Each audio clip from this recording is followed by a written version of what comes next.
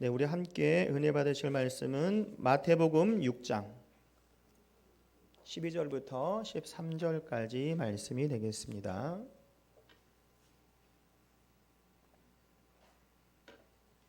마태복음 6장 12절부터 13절까지 말씀, 우리가 12절 13절 말씀을 함께 읽으시면서 함께 합독하도록 하겠습니다. 마태복음 6장 12절부터 13절까지 말씀입니다. 함께 합독하겠습니다. 우리가 우리에게 죄 지은 자를 사하여 준 것 같이 우리의 죄를 사하여 주시옵고 우리를 시험에 들게 하지 마시옵고 다만 악에서 구하시옵소서. 나라와 권세와 영광이 아버지께 영원히 있사옵나이다. 아멘. 네, 오늘 함께 합독하신 이 말씀을 근거로 죄를 사하시고 악에서 구원하시는 그리스도라는 제목을 가지고 함께 은혜 시간을 갖도록 하겠습니다. 오늘 한번 제목 한번 따라해 볼까요? 좀 중요해서 웬만하면 따라하라고 소리 안 하는데 이 시간에 함께 주보를 보시면서 함께 따라서 하시면 좋을 것 같아요. 오늘 제목이 뭐라고요? 죄를 사하시고 악에서 구원하시는 그리스도, 이 제목을 가지고 함께 은혜 시간을 갖도록 하겠습니다. 저도 이제 신앙생활을 이제 하다 보고 여러분도 이제 신앙을 하다 보면 처음에 이제 얘기가 하는 게 뭐가 물어보냐면 목사님, 예수님의 도대체 별명이 몇 개예요? 뭐라고 부르는 게 이렇게 많아요? 이런 것을 이제 궁금해하시는 분이 많이 계시더라고요. 그러니까 제가 봐도 여러 가지 다양한 모습으로 불리는 것을 알 수가 있어요. 그래서 보면 임마누엘, 구세주, 말씀, 모퉁이 돌, 아브라함의 씨, 중보자, 대제사장, 선한 목자, 이게 다 예수님을 지칭하는 이런 명칭들이에요. 명칭들. 그래서 이게 무슨 말인가 헷갈리기도 하고 어렵기도 하고 이 말이 맞나 틀리냐 할 수 있는데 그 여러 가지로 나타나는 것 중에서 가장 중요하다고 생각하는 게 메시아라는 단어인 것 같아요. 메시아는 히브리어로 구원자를 뜻하고 헬라어로는 우리가 지금 알고 있는 그리스도라고 얘기를 합니다. 그래서 지금 이스라엘 유대인들은 지금도 예수님을 우리가 말하는 메시아로 온 것이 아니라 구원자로 오신 게 아니라 선지자의 한 명으로 온 거로 생각하고 그 사람들은 지금도 누굴 기다려요? 메시아를 기다려요. 그래서 우리랑 다른 것은 뭐냐면 그 이스라엘 사람들은 지금으로 말하면은 우리로 말하면 일제시대 때 막 억압되어 있을 때 해방이 되었잖아요. 그렇게 예수님이 오셔서 이렇게 어렵고 힘든 상황을 해방시켜 주셔서 새로운 나라를 만든다라고는 그런 개념으로 생각하고 있기 때문에 우리는 예수님을 누구라고 생각합니까? 메시아죠, 구세주죠 라고 얘기하지만 이 이스라엘 사람한테 물어보면 예수님 아세요? 알죠. 어떤 분이세요? 엘리야나 그런 선지자랑 똑같은 사람 중에 한 명이잖아요. 최근에까지 오신 사람이에요 라고 얘기한다는 거예요. 이게 차이가 있다라는 거죠. 그러니까 우리가 이 예수님을 얘기할 때 그리스도라고 하는 거, 그리스도는 뭐예요? 메시아라는 거죠. 메시아. 이게 가장 중요한 핵심이라는 말씀이에요. 그래서 이스라엘 사람들은 이 구원자로 메시아로 믿지 않기 때문에 지금도 메시아를 기다리고 있습니다. 그런데 예수님은 오셨잖아요. 메시아로 오셨기 때문에, 그리스도로 오셨기 때문에 이제 하나님의 그런 역사가 이제 진행이 되고 있고, 성경 중에 하나만 이루어지지 않았다고 하죠. 뭐만 이루어지지 않았다고 해요? 예수님이 오시는, 다시 재림하는 거. 그거 말고는 다 이루어졌다라고 합니다. 그리고 정황을 봐도 말세지말, 세상의 끝에 끝자락에 있다라는 거. 그래서 제가 표현을 한다고 하면, 제 나름대로 표현을 한다고 하냐면, 우리 영화 볼 때 딱 그 영화가 딱 끝나잖아요. 끝나고 나서 자막이 올라가잖아요. 자막. 그럼 다 끝난 거잖아요. 지금 제가 볼 때 이 세상이 그런 지경에 있는 거예요. 예수님이 오시는 그날이 말세지말 끝자락에 있기 때문에 정말 악하고 힘든 것들이 너무 많이 있잖아요. 그래서 지금 때가 악하다고 얘기하고 예수님을 더욱더 바라보는 우리가 된다는 거죠. 그래서 이 그리스도는 구원을 가져오신 분이고 또 구원자이신 예수님을 나타낸다고 얘기를 합니다. 그래서 예수님의 탄생이 중요한 것이 아니라 예수님의 탄생을 통해서 우리가 이렇게 좋은 하나님의 자녀된 권세를 받게 된 그것이 기쁘다는 것이고, 그것을 통해서 하나님의 큰 은혜가 임하는 것이고, 그냥 예수님으로 끝난 것이 아니라 그리스도라고 칭함을 또 우리가 고백을 할 때 그때부터 하나님의 역사가 시작이 된다라는 것이죠. 그럼 목사님 헷갈려요. 이게 뭐 좋다는 거예요, 나쁘다는 거예요? 예수님이 태어나는 게 헷갈릴 수 있는데, 쉬운 말로 여러분들 그 미국의 대통령 중에서 이렇게 존경받는 대통령이 있어요. 여러 명이 있지만 그 중에 링컨 대통령이 굉장히 존경받는 대통령 중에 하나죠. 우리도 뭐 본 적도 없고 뭐 다른 나라 대통령인데 우리도 기억을 하고 있잖아요. 이 링컨 대통령이 뭐가 유명한 분이에요? 노예 해방을 하게 된 사람이잖아요. 근데 이 링컨 대통령이 삶을 돌아보면요, 여러분들 특히 이제 시험에 많이 떨어지고 한 사람 보면은 위로를 받을 수 있다라고 하더라고요. 무슨 말이냐면 또 이 링컨 대통령은 이 선거란 선거는 다 떨어진 사람이에요. 선거란 선거는 우리로 말하면 시의원, 구의원, 뭐 국회의원 선거, 무슨 뭐 도지사 선거, 뭐 시장 선거 다 떨어진 사람이 바로 그 사람이라는 거예요.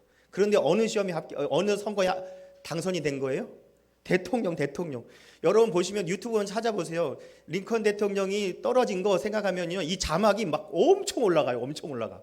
그만큼 모든 이 선거인 떨어졌는데도 여러분 선거 한 번만 떨어져도 막 중내산에 하고 있고 막 삶이 괴로운데, 그 많은 시험을 떨어졌지만, 이 선거인 떨어졌지만 나중에는 대통령이 돼서 노예 해방을 이루는 큰 업적을 이루었다라는 거죠. 그러니까 쉬운 말로 생각하시는 것은 뭐냐면, 링컨이 태어난 건 좋지만 만약 대통령 되지 않았으면 어떻게 됐겠어요? 이런 것을 할 수가 없잖아요. 노예 해방을 할 수가 없잖아요. 대통령이 되었기 때문에 그 모든 것을 이룰 수 있다는 거잖아요. 예수님이 태어나셨지만 예수 그리스도, 예수님이 구원자로 오셨고 이제 구원자로 쓰임을 받기 때문에 하나님 역사가 나타나는 것처럼, 예수님의 탄생이 기쁜 이유는 이 구세주로 메시아로 오셨기 때문에 우리가 너무 기쁘다라는 거죠. 그렇기 때문에 예수님이 탄생이 기쁜 것이고, 예수님의 탄생을 통해서 이런 우리가 죄 가운데 있고 죄의 종에 있는 그런 삶 가운데서 구원함을 건져받는 그 은혜가 있기 때문에 더욱더 감사함이 넘쳐날 줄 믿습니다. 그렇기 때문에 예수님이 탄생도 기쁜 것이고 예수 그리스도라고 얘기하고 예수님은 구원자라고 얘기하기 때문에 우리 너무나도 기쁘다는 거죠. 그래서 요한복음에 보면은요, 예수님을 뭐라고 얘기하냐면 생명의 떡, 세상의 빛, 양의 못, 선한 목자, 부활과 생명, 길과 진리, 참포나무, 뭐 내가 있느니라, 그런 여러 가지를 얘기를 하죠. 그래서 예수님이 말씀하죠. 제자들한테 딱 앉혀놓고 뭐라고요? 세상 사람이 나를 뭐라고 하냐? 그랬더니 뭐 엘리야라고 합니다. 뭐라고 합니다. 막 얘기하잖아요. 그랬더니 베드로가 뭐라고요? 주는 그리스도요, 살아계신 하나님의 아들이라고 얘기를 하는 거예요. 그것이 시작이 되었기 때문에 하나님의 역사가 시작이 되는 거죠. 이게 그냥 말이 아니라, 여러분 예수님도 다 치료할 수 있지만 치료하지 못할 때가 있다더라고요. 어떨 때가 있냐면, 우리가 아플 때가 한 3가지 정도는 아닌데요. 뭐가 있냐면, 육체의 병든 사람이 치료를 받은 적이 있대요. 예수님이 기도하셔서. 또 육체의 병이 든 사람이 용서를 받은 후 치료받은 경우도 있다는 거예요. 예수님이 치료하실 때. 3번째는 정신의 병이 든 사람이, 소위 귀신 들린 사람이 이 어려운 가운데에서 예수님께서 치료하셨다는 게 있어요. 그런 다양한 방법이 있지만, 육체적으로 정신적으로 여러 가지 다양한 면이 있지만 예수님께서 할 수 없을 때가 있는데, 그것은 뭐냐? 치유받으려고 하는 사람의 마음 자세가 안 돼 있으면 할 수가 없다라는 거예요. 여러분, 우리가 아무리 명약이어도 이게 쓸모없다고 생각하면 그걸 먹지도 않을 뿐더러 먹는다고 효과가 없다라는 거예요. 여러분 플라시보 효과라고 아실 거예요. 무슨 말이냐면, 가짜 약, 밀가루를 넣은 마이신 같은 그 약을 주는 것과 그냥 좋은 약하고 이렇게 있는데, 정말 실험을 해서 그 의학적으로도 얘기를 한 부분이 그거잖아요. 아무 효과도 낼 수 없는 정말 극한 상황이 있는 사람, 이런 어려운 상황이 있는 사람한테 얘기를 한 거죠. 이 플라시보 효과가 뭐냐, 밀가루 넣은 그 마이신 같은 걸 가지고 이거 이번에 새로 나온 신약인데 한번 먹어보라고. 이제 이것저것 해도 안 되니까 이걸 먹으면 치료받을 거니까 꾸준하게 복용하셔야 된다고. 그래요? 이거 신약이에요. 비싼 거를. 그러니까 한번 해보시라. 그랬더니 먹기 시작을 한 거예요. 그랬더니 그 사람이 어떻게 해요? 병이 나아지는 거예요. 그 가짜 약인데 왜 그럴까요? 그게 진짜로 효과 있는 약, 신약으로 생각하기 때문에 치료를 받는 거예요.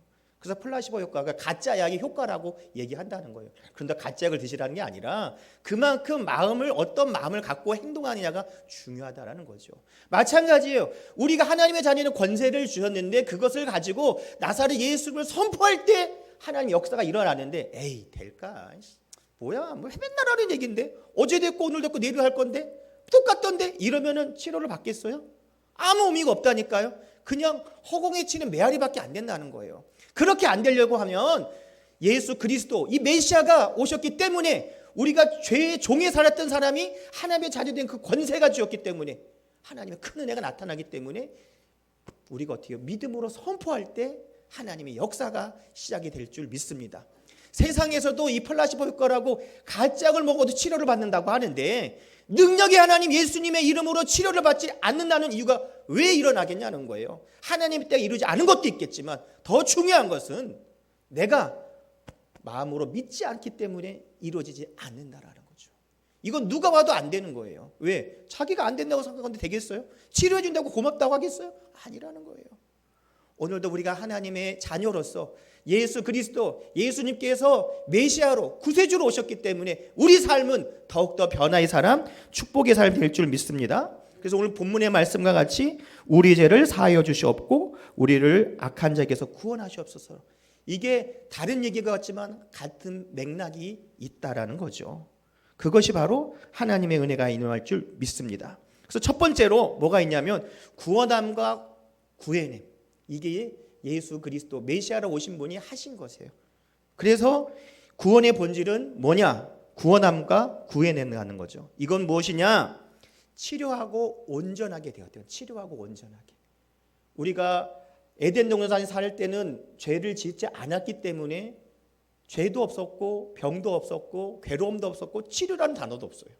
하지만 죄를 지었기 때문에 하나님 뜻에 반하는 이 선악과를 선과 악을 알게 하는 선악과를 먹었기 때문에 무엇이 시작이 돼요? 죄로 인해서 에덴 동산에 살 수도 없었고 영적으로 죽었고 또 치유라는 단어가 또 필요했고 정말 영적으로 육적으로 혼적으로 죽음의 절망 가운데까지는 그 어려움이 있었다는 거죠. 그런데 그 상황에 있던 내가 예수 그리스도 구세주 예수님을 만났기 때문에 영적으로 회복된 역사가 나타나는 것이고 치유라는 단어가 예수님의 이름을 통해서 시작이 되는 것이고 예수님의 이름으로 통해서 영적으로 회복을 통해서 영이신 하나님과 교제가 시작이 된 줄 믿습니다. 그래서 이 구원함은 하나님께서 예수님을 통해서 이 구원해 주시고 영적으로도 구원해 주시고 육적으로도 치료해 주시고 환경적으로도 더욱더 풍요의 축복을 주시는 건지 믿습니다. 그래서 요한복음 10장 10절을 보시면 도둑이 오는 것은 도둑질하려고 죽이고 멸망시키려는 것뿐이요 내가 온 것은 양으로 생명을 얻고 더 풍성하게 얻게 하려는 것이다 라고 되어 있습니다. 예수님께서 오신 것은 뭐냐면 양으로 생명을 얻되 더 풍성하게 얻는 것. 이 생명은 그냥 단순한 생명이 아니라 영생, 영원히 사는 것. 내가 그냥 사는 것이 아니라 영이 영원히 사는 거라는 거예요. 누구를 통해서? 예수 그리스도를 통해서 영이 소생시키는 그 축복을 받았기 때문에 영이 살아났기 때문에 하나님과 교제가 있기 때문에 천국을 소망하는 우리가 되는 줄 믿습니다. 그래서 구원함을 통해서 질병으로도 우리가 그 어려움 가운데도 어떻게 구원함을 얻고 또 하나 노예 상태로 있었던 그 삶 가운데도 하나님의 자녀된 권세로서 주시는 그 은혜로 우리가 변화되는 축복이 예수 그리스도를 통해서 예수님께서 구세주라고 하시는 이 말씀을 통해서 우리 삶이 임할 줄 믿습니다. 그러니까 예수님이 중요하지만 예수님보다 더 중요한 것은 뭐냐? 예수 그리스도. 링컨 대통령이 링컨으로만 됐다고 하면 아무 의미가 없지만 링컨 대통령이 대통령이 됐기 때문에 노예 해방을 이룬 것처럼 예수님께서 그리스도가 되셨기 때문에 하나님의 역사가 시작이 되고 하나님께서 그것을 이루어 주신 줄 믿습니다. 오늘도 우리가 우리 삶 가운데 예수 그리스도를 통해서 하나님의 역사가 분명히 나타난 믿음의 고백을 할 때 하나님의 큰 은혜가 나타날 줄 믿습니다. 두 번째는 회개를 통한 회복이 시작이 될 줄 믿습니다. 회복의 시작은 무엇이에요? 회개를 통해서 일어난다는 거죠. 제가 예화를 한번 봤는데요. 어떤 목사님이 이제 설교 시간에 이렇게 막 얘기를 하시는 거예요. 청년부 예배 때 그 설교하신 것 같아요. 정황을 보니까. 그래서 이렇게 얘기를 했다고 합니다. 여러분, 이 세상에서 가장 무거운 게 뭔지 아세요? 물어본 거예요. 여러분, 제일 무거운 게 뭐예요? 우스갯소리로 뭐 아우 제가 몸무게가 많이 나갑니다. 뭡니다. 막 얘기가 많이 나왔는데 제일 무게가 많이 나간 게 뭐냐? 그게 뭐냐? 죄책감이에요. 죄책감. 이 목사님이 설교 시간에 얘기를 한 거예요. 그래서 이렇게 참된 행복은 이 죄짐을, 이 무거운 짐을 벗는 것이 정말 행복한 겁니다. 이 무거운 게 벗어지는 게 행복한 거예요. 그랬더니 그 어떤 청년이 그런 얘기를 했다는 거예요. 어유 목사님, 저는 너무 행복한 사람이에요. 그래서 왜요? 짐을 이렇게 없애버려야 되는데 그게 행복한 건데. 그랬더니 아유 목사님, 저는요 그 목사님 말은 죄책감이 있다고 해도 전 죄책감을 느끼지 못하네요. 그러니까 죄책감이 못 느끼니까 얼마나 행복한 거예요. 그렇게 얘기를 하니까 목사님이 얘기를 하는 거예요. 그거는 행복한 게 아니라 이상한 건데. 그러면서 얘기하시는 게 만약에 이게 생명이 끊어진 사람들, 뭐 죽은 사람들이죠. 만약 무생물이나 죽은 사람들 거기 위에 아버지 큰 무게가 있는 뭐 돌덩이를 예를 들어서 올려놨다고 쳐봐요. 만약 우리한테 내가 누워 있는데 요거 의자만 내 위에 놔도 왜 그러세요? 무거운 걸. 나만이라도 그럴 거예요. 그런데 만약 생명이 없다고 누워 있다고 하면 내 위에 뭐가 큰 덤벨이 왔든 뭐대로 와도 아무것도 느낄 수 없다는 거죠. 그러니까 죄책감을 느끼지 못하는 것이 행복이 아니라 괴로운 거라는 거죠. 그러니까 우리가 하나님과의 관계 속에 이 죄책감을 내가 잘못을 했다, 느껴야겠다. 이것은 생명의 움트는 시작이지만 그 죄책감 느끼지 못하는 것은 행복한 것이 아니라 죽은 거라는 거죠. 그러니까 오늘도 신앙생활할 때 우리에게 회개의 영의 마음을 통해서 우리가 날마다 새로워지는 역사가 나타나야 되는 것이고, 회개의 영의 마음을 통해서 내 마음속에 예수님의 보혈로 깨끗이 씻음 받을 때 성령님이 내 마음속에 내주하실 수 있을 줄 믿습니다. 그것이 바로 축복이라는 것. 그렇기 때문에 예수님의 보혈의 피를 내가 어떻게 해요? 품는다고 얘기해요. 그래서 어떤 분들은요, 그래서 예수님 이제 우리 교회는 그런 사람이 좀 덜하긴 하지만 뭐 새신자들 많이 오는 교회 같은데 이런 말을 함부로 못 한다는 거예요. 어떤 목사님이 실제로 정말 여기서 주님, 전 예수님의 피를 마십니다, 바릅니다. 예수님의 보혈을 강조하신다고. 네, 예수님의 보혈에 손을 씻습니다. 깨끗하게 씻어달라고 하는 거예요. 예수님 보혈 나의 발을 씻습니다. 막 좀 리얼하게 얘기를 하시니까 새신자가 뭐야 이거 드라큘라도 아니고 피를 얘기해 나부터 이 무슨 소리야? 막 겁내한 사람도 있었다고 하는 거예요. 그건 모르니까 그럴 수 있죠. 그렇지만 그렇게까지 하는 이유는 예수님의 보혈의 피, 능력의 보혈의 피기 때문에, 나 때문에 예수님께 돌아가셨다는 그것을 보여주셨기 때문에, 피는 생명이라고 나와 있잖아요. 그거기 때문에 하나님의 큰 은혜가 나타나는 것을 믿습니다. 그래서 예전에도 보시면 뭐 전설의 고향 이런 데 보시면 있잖아요. 저는 잘 모르지만 그런 걸 통해서 본 건데, 옛날에 막 어머니들이 막 먹을 거 없고 막 숨이 까딱까딱하면 손을 막 해가지고 피를 막 해가지고 피를 조금씩 줘가지고 살리는 것 저만 봤나요? 그런 게 있었어요 옛날에. 왜 그런 게 보이잖아요. 그러니까 막 왜 그러냐고 물어봤더니 정말 먹을 게 없고 할 게 없으니 피를 줬다고 하시더라고요. 이렇게 그렇게 생명을 줬다고 얘기하는 거예요. 그러니까 피가 생명이라고 얘기를 하는 거죠.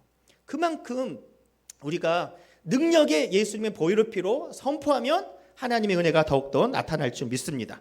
그러니까 우리가 죄책감 느끼지 못한 게 중요한 것이 아니라 죄책감 느껴야 우리 영원히 살아나는 은혜가 나타날 줄 믿습니다. 그래서 죄책감 느끼면서 우리에게 회개 영향을 통해서 깨끗하게 변화받는 은혜가 더욱더 나타날 때 하나님의 은혜가 나타날 줄 믿습니다.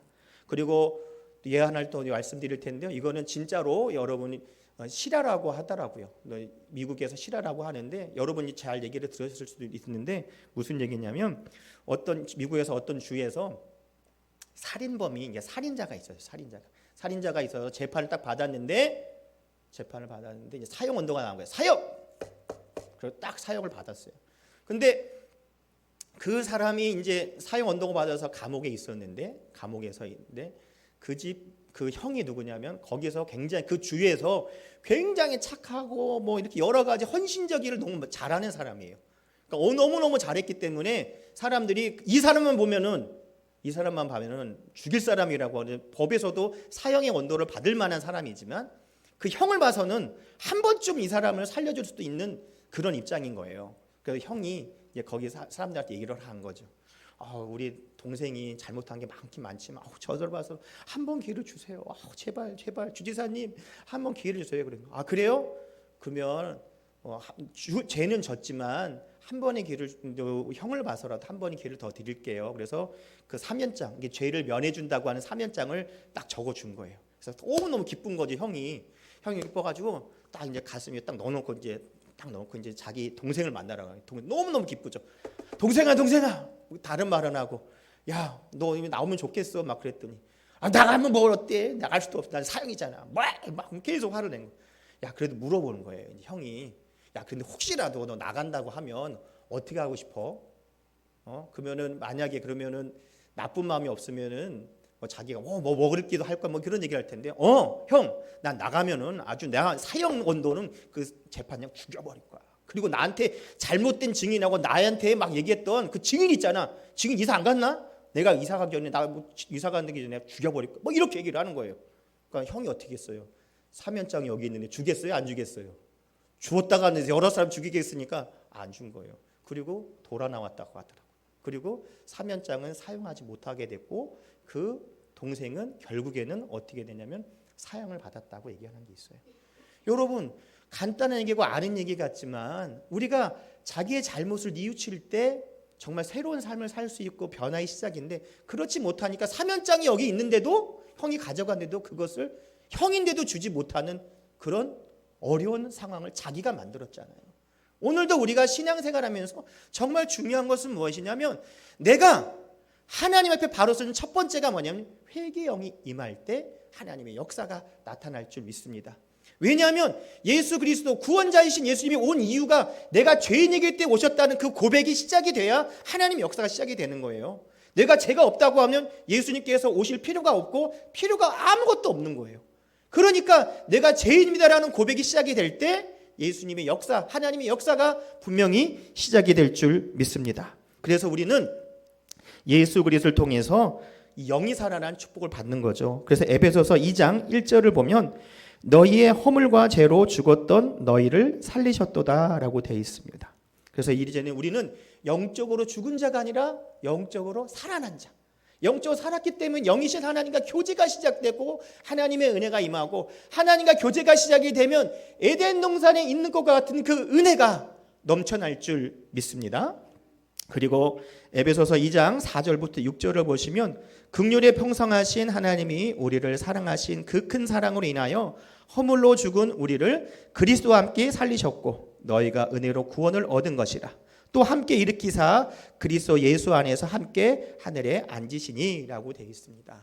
그러니까 우리가 예수님 안에서 살아났고 예수님과 함께하고 또 천국에서도 예수님과 함께하는 그 은혜가 우리 삶 가운데 나타날 줄 믿습니다. 그것이 바로 하나님이 해주시는 우리에게 축복이지요. 로마서 5장 12절을 보면은요 이런 말씀이 있죠. 그러므로 한 사람으로 말미암아 죄가 세상에 들어오고 죄로 말미암아 사망이 들어왔나니 이와 같이 모든 사람이 죄를 지었으므로 사망이 모든 사람에게 이르렀느니라 라고 되어 있습니다. 이렇게 아담이 죄를 지음을 통해서 사망 권세가 들어왔고 모든 인류가 어려움을 겪었지만 둘째 아담이라고 하는 예수 그리스도가 나 때문에 십자가에서 피 한 물을 다 쏟고 돌아가셨기 때문에 우리는 더욱더 어떻게 돼요? 예수님이 다 정리해 주셨기 때문에 회복의 역사가 나타나는 거죠. 에덴 동산에 하나님과 함께 있던 그 자세로 그 자리로 그 위치로 예수님을 통해서 분명히 나타나는 역사가 우리 삶 가운데 우리 실생활에서도 나타날 줄 믿습니다. 그래서 그 은혜가 세 번째로 우리에게 주신 그리스도로 나타납니다. 그리스도도 뭐예요? 구세주, 메시아라는 거죠. 우리 삶 가운데 그 예수 그리스도 구세주를 주신 그 예수의 세 번째는 하나님의 은혜가 더욱더 넘쳐나는데 어떻게 넘쳐나느냐? 우리가 잘 알고 있는 임마누엘이라는 거 있죠. 아이들이 많이 쓰잖아요. 아이들 저도 어릴 때 많이 쓴 것 같은데 친구들한테 임마누엘 뭐 이런 거 있잖아요. 아재 개그인데요. 그래서 교회에서도 그러는 게 아니고 야 그러면 임마 그러면 선생님들 야 누엘인데요 왜요? 뭐 이런 적이 있었던 기억이 납니다. 그래서 임마누엘이 무슨 뜻이냐? 그럴 때 쓰는 게 아니라 이사야 7장 14절을 보면 그러므로 주께서 친히 징조로 너에게 주실 것이라 보라 처녀가 잉태하여 아들을 낳을 것이요 그의 이름을 임마누엘이라 하라라고 돼 있어요. 그러니까 임마누엘은 처녀가 아이를 낳은 거 그 아들이 누구냐 예수인데 그것을 가지고 임마누엘이라고 하는 거죠. 우리는 다 아버지 형제를 갖고 태어났지만 예수님께서는 성령의 잉태를 통해서 처녀의 몸을 통해서 태어나셨기 때문에 처녀가 잉태해서 낳은 아이가 바로 예수 그리스도다. 그것을 가지고 뭐라고 하냐? 임마누엘이라고 하는 이 말을 축약해서 한다고 생각하시면 돼요. 그러니까 임마누엘이라는 것은 처녀가 아이를 낳았고 그 사람이 예수고 예수님이 그 임마누엘이라고 하는 것을 얘기를 한다는 거죠. 그렇기 때문에 예수님을 통해서 그 태어나신 예수님이 그냥 태어나신 게 아니죠. 우리 여러분들 죽으려고 태어났어요, 우리요? 살려고 태어났잖아요, 우리는. 하지만 예수님은 어떻게 해요? 죽으려고 태어나신 분. 죽으려고. 누굴 위해서 죽으시려고요? 죄를 위해서요? 나를 위해서. 나를 위해서 죽으시려고 태어나신 분이 바로 예수 그리스도예요. 그러니까 태생부터가 다르다라는 거예요. 우리 뭐 잘 되고 잘 살려고 태어났지만 예수님은 나 때문에 죽으시려고. 나 때문에. 나. 여러분이 객 찍는 사람들을 죽으시려고 태어나신 분이죠. 그러니까 결이 다르다라는 거죠. 그래서 그것을 통해서 죽을 수밖에 없는 내가 하나님과의 관계, 회복하는 화목의 제물, 화목제물로서 예수님이 태어나셨고 화목제물이 되셨기 때문에 우리가 하나님과의 관계가 회복된 줄 믿습니다. 그래서 로마서 5장 8절부터 10절을 보시면 우리가 아직 죄인 되었을 때 그리스도께서 우리를 위하여 죽으심으로 하나님께서 우리에게 대한 자신의 사랑을 확증하셨느니라. 그러면 이제 우리가 그의 피로 말미암아 의롭다 하심을 받았으니 더욱 그로 말미암아 진노하심에서 구원을 받을 것이니 곧 우리가 원수 되었을 때 그의 아들의 죽으심으로 말미암아 하나님과 화목하게 되었은즉 화목하게 한 된 자로서 더욱 그의 살아나심으로 말미암아 구원을 받을 것이다 라고 되어 있습니다. 우리를 화목하게 하신 그 재료가 누구예요? 예수 그리스도라. 누구랑 화목하게 하게 돼요? 하나님과 화목하는 그 은혜가 넘쳐날 줄 믿습니다. 그래서 성경은 히브리서 4장 14절에서 16절 말씀을 보시면 그러므로 우리에게 큰 대제사장이 계시니 승천하신 이니 곧 하나님의 아들 예수시라. 우리가 믿는 도리를 굳게 잡을지어다. 우리에게 있는 대제사장은 우리의 연약함을 동정하지 못하실 리가 아니요 모든 일에 우리와 똑같이 시험을 받으신 이로되 죄는 없으시니라. 그러므로 우리는 긍휼함을 받고 때를 따라 돕는 은혜를 얻기 위하여 은혜의 보좌 앞에 담대히 나갈 것이라. 그래서 우리 보좌 앞에 나가는 것은 이 예배하는 것, 하나님을 만나러 가는 것은 하나님 보좌, 예배하는 그곳에 하나님을 만나러 갈 때 하나님의 은혜가 더욱더 넘쳐날 줄 믿습니다. 그래서 그 대제사장 역할을 하는 것이 누구예요? 예수 그리스도라는 것. 예수 그리스도, 메시아, 우리를 구원하신 예수를 만나기 때문에 그 역사가 나타나는 줄 믿습니다. 그리고 예수님이 오시기 전에 600년 전에 이사야서 53장의 말씀이 있죠. 이거 자주 쓰는 말이고 우리 여도순복음교회나 조용기 목사님이 항상 자주 쓰시는 말씀이에요. 뭐 채찍에 맞으므로 나음을 이었다 그런 내용이 있는 내용인데 제가 한번 읽어드릴게요. 이사야서 53장 4절부터 8절에 분명하게 이렇게 예언이 600년 전에 예언이 된 거예요. 그는 실로 우리의 질고를 지고 우리의 슬픔을 당하였거늘 우리는 생각하기를 그는 징벌을 받아서 하나님께 맞으며 고난을 당한다 하였노라. 그가 찔림은 우리의 허물을 인하며 그가 상함은 우리의 죄악을 인함이라. 그가 징계를 받음으로 우리가 평안을 누리고 그가 채찍에 맞음으로 우리가 나음을 입었도다. 우리는 다 양 같아서 그릇 행하여 각기 제 길로 갔거늘 야훼께서는 우리 무리의 죄악을 그에게 담당시키셨도다. 그가 곤욕을 당하여 괴로울 때에도 그 입을 열지 아니하였으며 마치 도수장으로 끌려가는 어린 양과 털 깎는 자의 앞에 잠잠한 양같이 그 입을 열지 아니하셨도다.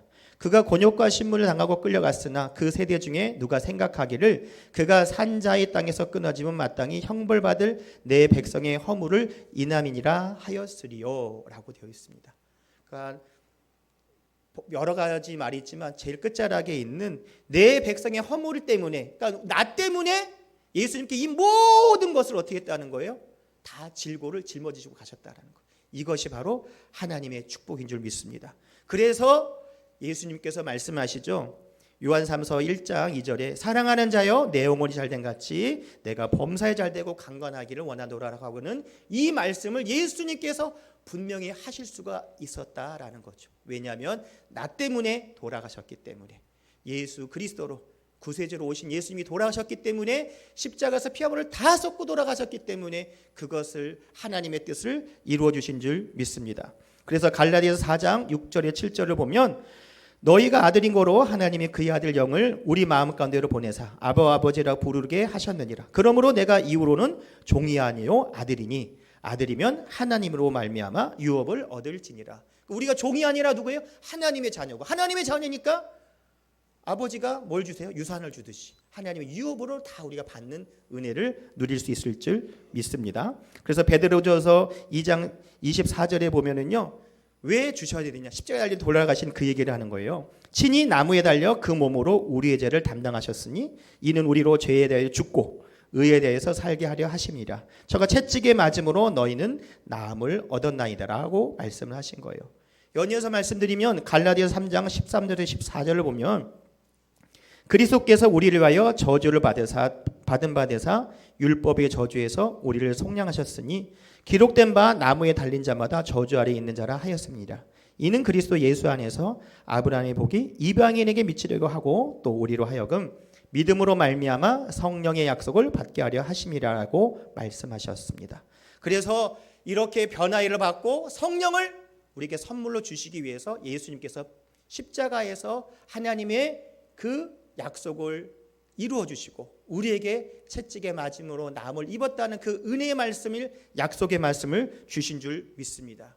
그래서 하나님의 이 축복이 신명기 28장 2절부터 6절까지 나오는 말씀과 같이 내가 내 하나님 야훼 말씀을 순종하면 이 모든 복이 내게 임하며 내게 미치리니 성읍에서도 복을 받고 들에서도 복을 받을 것이며 내 몸의 소생과 내 토지의 소산과 내 짐승의 새끼와 우양의 새끼가 복을 받을 것이며 내 광주리와 떡반죽 그릇이 복을 받을 것이며 내가 들어와도 복을 받고 나가도 복을 받을 것이다 라는 하나님께서 이 축복의 말씀을 예수 그리스도를 통해서 이루어 주신 줄 믿습니다. 그렇기 때문에 예수 그리스도 나의 구세주 예수님을 믿고 기도하고 나사렛 예수를 선포하면 하나님의 은혜와 역사가 우리 삶 가운데 나타날 줄 믿습니다. 그래서 요한복음 7장 37절부터 38절을 말씀을 보시면 명절 끝날 곧 그 큰 날에 예수께서 서서 외쳐 가라사대 누구든지 목마르거든 내게 와서 마시라. 나를 믿는 자는 성경의 이름과 같이 그 배에서 생수의 강이 흘러나게 하심이리라 라고 되어 있습니다. 그래서 우리 배에서 생수강이 흘러넘치고 하나님의 은혜와 축복이 우리 삶 가운데 풍성히 나타날 줄 믿습니다.